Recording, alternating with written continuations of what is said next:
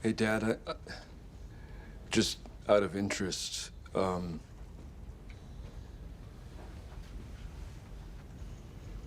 did you ever think I could do it? Do what? The top job? Oh, I don't know, maybe. You can say. Well, I just... You know, you're smart, you're good, but I just don't know. What? Come on.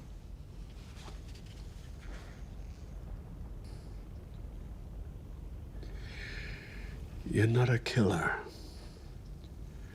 You have to be a killer.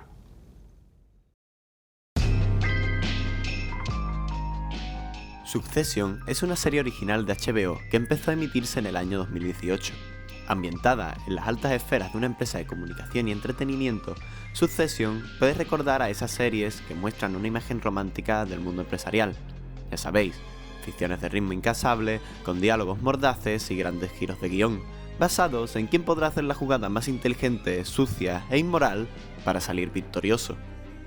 Lo cierto es que no estaríamos del todo equivocados si definimos de esta manera Succession, ya que, como su nombre indica, la serie trata sobre una sucesión empresarial, donde los hijos del magnate de los negocios Logan Roy pondrán todo su ingenio a la palestra con tal de heredar la empresa, en una lucha incansable contra grandes amenazas exteriores o contra miembros rebeldes. Pero esto es solo la punta del iceberg, ya que pensar que la nueva niña bonita de HBO únicamente habla de finanzas es como pensar que Breaking Bad va solo sobre química, porque el corazón de Succession se encuentra en las inseguridades, los celos y la paradójica infelicidad de sus protagonistas, los cuales tienen todo, pero carecen de lo más importante, el amor de un padre. Porque para entender Succession tenemos que remontarnos no unos años atrás, sino varias décadas, porque todo en esta serie nace a partir del brutal y cruel abuso que Logan Roy ejerció sobre sus hijos. Hoy analizaremos las similitudes visuales e interpretativas entre la primera y última secuencia de la segunda temporada, y cómo estas, con sus sutiles diferencias, describen a la perfección el arco de Kendall Roy, el protagonista absoluto de nuestro vídeo. Pero, como Succession no puede separarse de su pasado para ser entendida, creo que es necesario hablar, aunque sea por encima, de la tragedia de una familia. La tragedia de los Roy. Los Roy son una familia conformada por el ya nombrado Logan Roy y sus 4 hijos, Kendall, Roman, Siobhan y Connor, el mayor de todos, pero hijo de otra madre.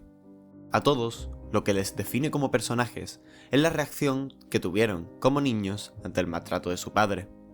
La dinámica familiar es muy compleja, pero podríamos resumirla en que Connor siempre huía de los conflictos para no sufrir daños, Siobhan, aunque era la niña mimada, vivía en una relación de afecto intermitente con su padre que le generaba una gran inseguridad. Roman era el saco de boxeo.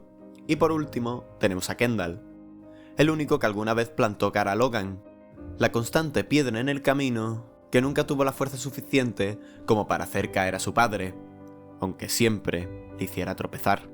Esta insubordinación derivó en constantes humillaciones que carcomieron su confianza y le hicieron necesitar de una constante necesidad de aprobación, también acrecentada porque en su familia, por mucho que sus hermanos siempre sufrieran por su padre, nunca terminaron de apoyarle, haciéndole pensar que igual él era el problema.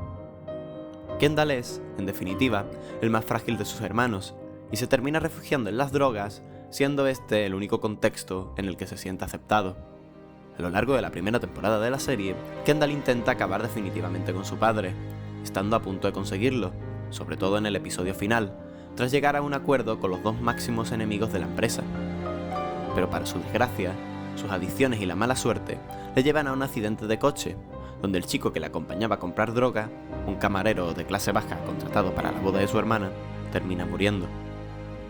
Logan se entera de esto, y para que rompa el trato con sus enemigos, le dice que sabe todo, y que si la noticia se difunde, puede perder lo que más quiere, sus hijos. Kendall, destrozado por el sentimiento de culpa, corre a los brazos de su padre, como seguramente ha sucedido siempre que Ken ha tocado fondo con las drogas, en uno de los pocos momentos de verdadero amor de Logan hacia sus hijos. You're my boy. You're my number one boy.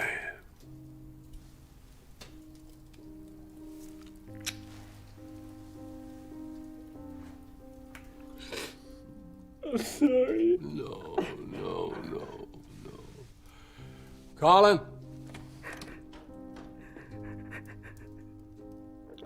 Este momento de compasión y comprensión que en ninguna ocasión hemos visto de forma tan sincera en sus otros hijos, hace que Kendall se sienta en deuda eterna con su padre.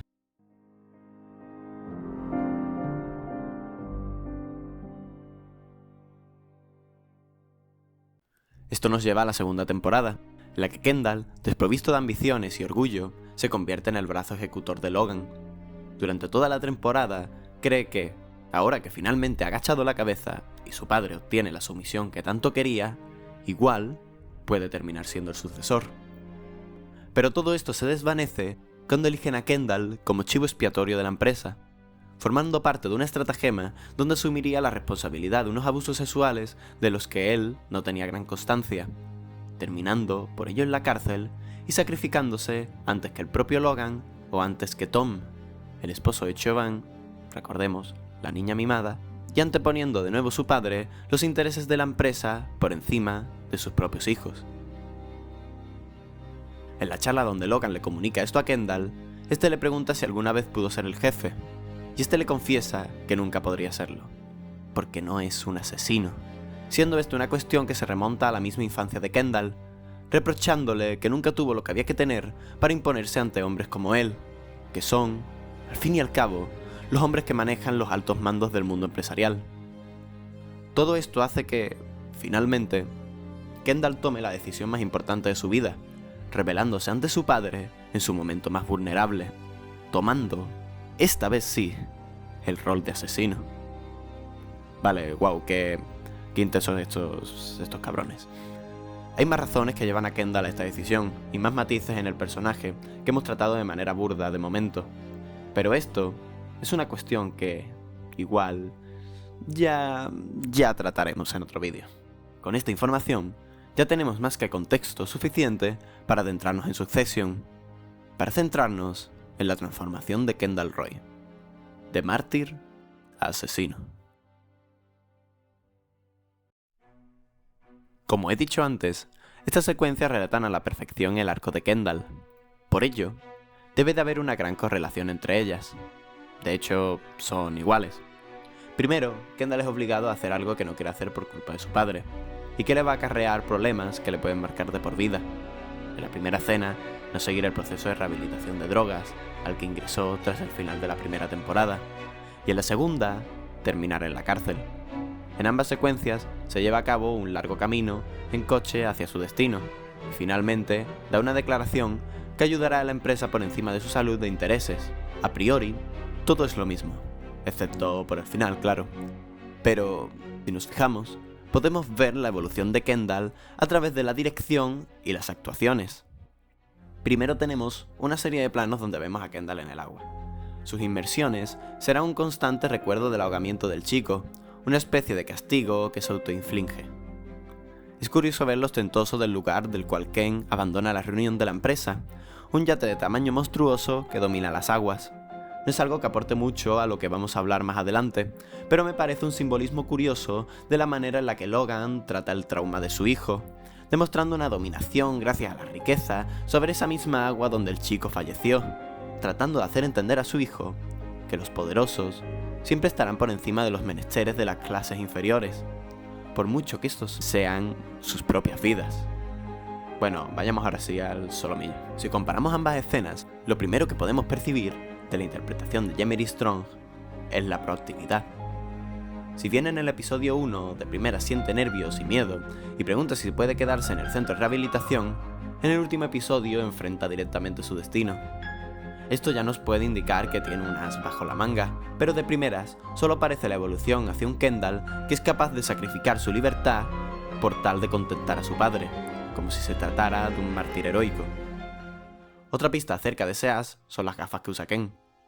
puede resultar simplemente un gesto badass, pero no sé, la verdad que le quedan de puta madre y como he dicho antes, se presenta como un mártir que salvará a la familia, por lo que darle un asunto de carga épica no está mal. Pero las gafas también sirven como elemento que oculta las zonas más expresivas del rostro, los ojos. Eso sumado a la cara de póker contrasta con la expresión sometida y alicaída que antes veíamos. La mera expresión corporal es absolutamente distinta. La cabeza erguida, espalda recta y la posición de las manos denotan que tenemos delante, esta vez sí, a Kendall, no el tipo destrozado que vimos durante toda la temporada, ese que no se reconocía cuando se miraba al espejo.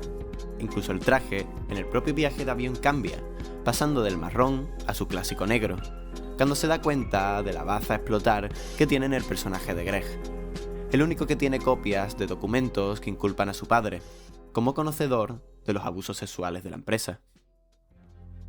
También es interesante los lugares que transita en el coche antes de llegar a la entrevista, como el recorrido que éste lleva a cabo.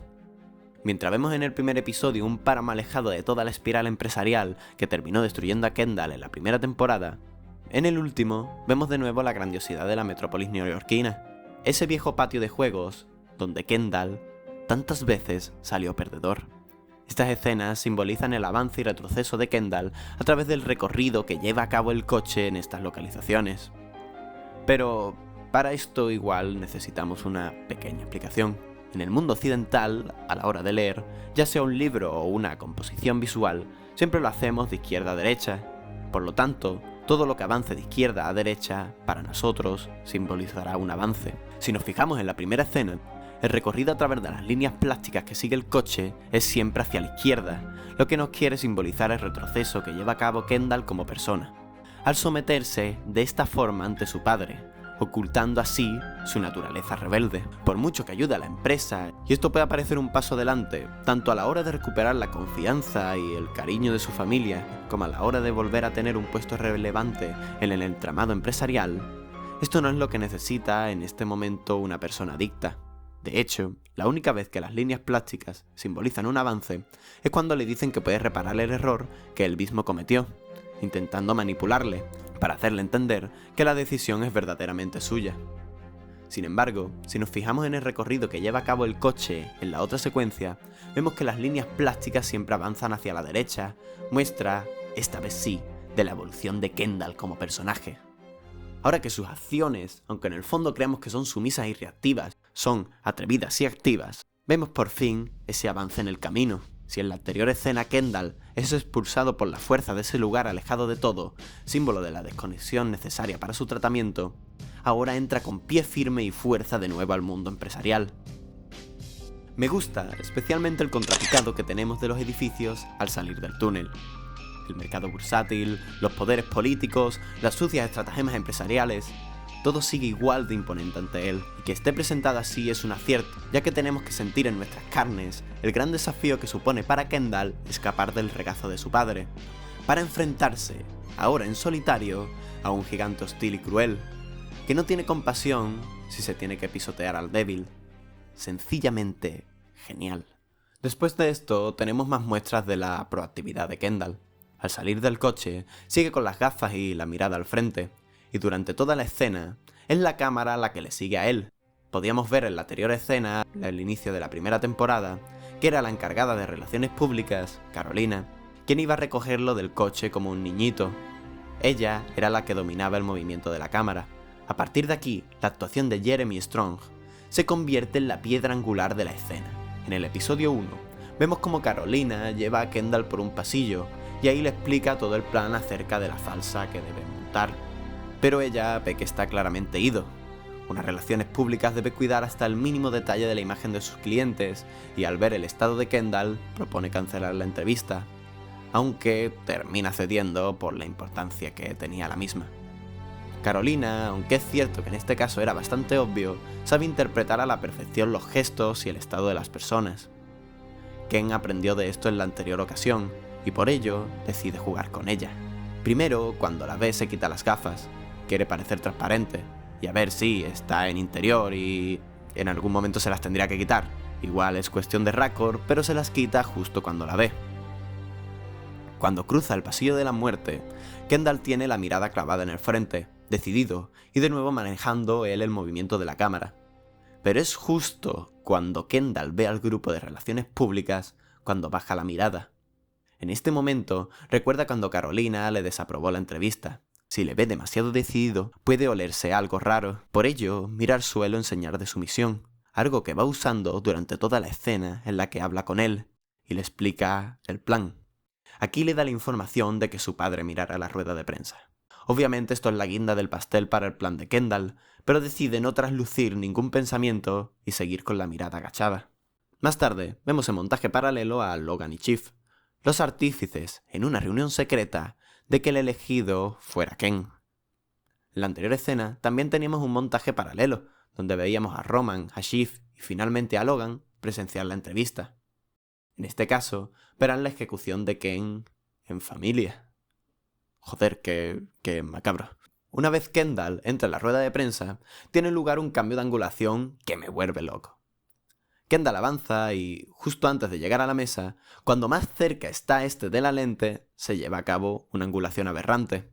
Me encanta este plano porque transmite en una sola toma tanto la decisión y fuerza de Kendall con el contrapicado, haciéndole un gigante, como su nerviosismo y vértigo una vez entra en la rueda de prensa, con el cambio de angulación. Los flashes y los murmuros de esta sala a reventar crean una caldera insoportable en la que Kendall siente la presión, y esta angulación es la manera de transmitir al espectador lo mismo. Y sí, es cierto que la dirección de Succession es muy ágil y atrevida. La cámara al hombro, los barridos, los zoom rápidos, los saltos de eje y los descuidos en enfoques y desenfoques son una constante, y forman parte del particular lenguaje de la serie, un caos perfectamente estudiado que transmite el frenetismo del mundo donde viven nuestros protagonistas. Sin embargo, las angulaciones aberrantes no son tan comunes, y esta ruptura con el lenguaje visual imperante consigue transmitir a la perfección una sensación única, no antes vista.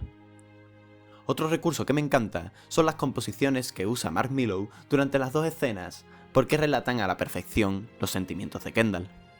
En la primera, vemos puertas que se cierran, angulaciones en las que vemos cómo los focos se elevan ante él como figuras amenazantes, planos donde la cámara, ante la que tiene que hablar, se ve como un gigante, o donde le carcome la mayor parte del encuadre, muestra de la opresión que siente en esta entrevista.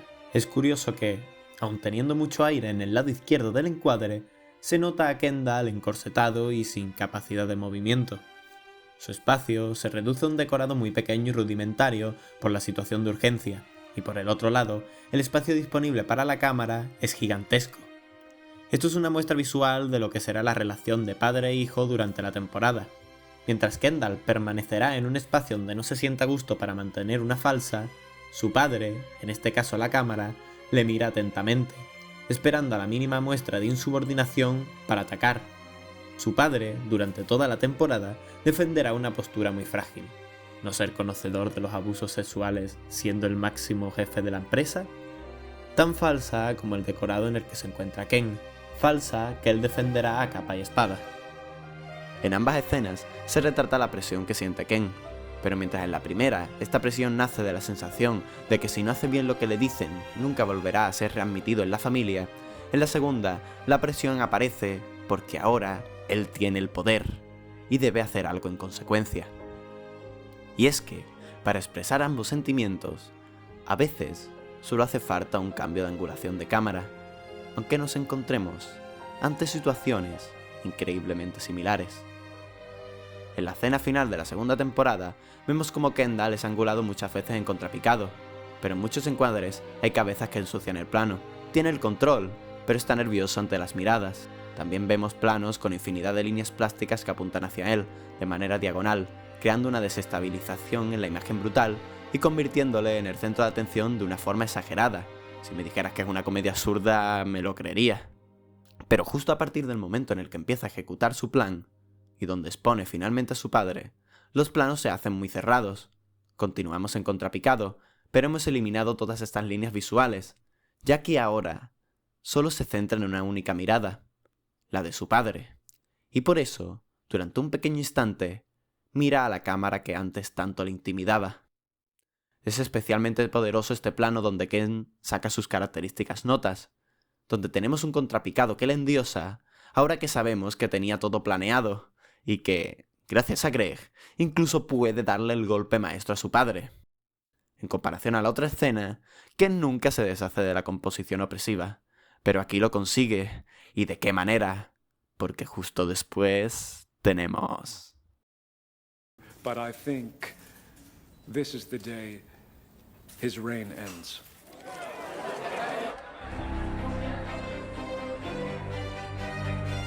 I'll be providing the documents and can answer any questions you may have in the coming days. Thank you very much.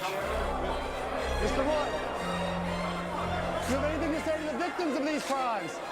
Did your father know you were making this statement today? Pero, espera un momento. Aún queda la guinda del pastel. Porque como ha pasado siempre en la vida de Kendall, Logan aún tiene algo que decir. En la escena 1, veíamos como Kendall, tras una pregunta acerca de la sucesión, agachaba la cabeza ante Logan y le hacía ver como un gigante delante de todos. Tras esto, Logan desde su despacho apaga el televisor y en una muestra de las constantes humillaciones que siempre ejerció sobre su hijo delante de todos los compañeros de la empresa, dice que es la primera cosa que hace bien su hijo en su puta vida. Obviamente no lo dice como algo positivo y ni mucho menos está orgulloso de él, aunque haya hecho algo bueno por la empresa. Esta es una manera más de demostrar el control que ejerce Logan sobre los rebeldes, por mucho que éste pueda ser su propio hijo, para que así el resto del consejo le siga viendo como alguien temible. Pero ahora, tras la declaración, vemos como Logan escucha a su hijo, haciendo callar a sus otros vástagos, escuchando atentamente cada palabra de Ken. Y es, tras recibir el desafío, tras recibir la mirada de su hijo, tras sentir el cuchillo desgarrando sus entrañas, cuando entonces sonríe. Y sonríe porque ahora sí se siente verdaderamente orgulloso de su hijo. Logan no reconocerá el orgullo que siente por Ken. No morirá sin gritar, no morirá sin revolcarse por el barro, buscando el punto débil de su rival. En definitiva, Logan no morirá sin luchar, porque su vida siempre se ha basado en el conflicto, y porque sabe que, si bien es difícil clavar el cuchillo a tu propio padre, más difícil es retorcerlo. Pero ahora, solo puede mirar con orgullo, porque puede que ahora sí, puede que después de tanto tiempo, tenga ante él a un asesino, puede que tenga ante él a su ansiado sucesor.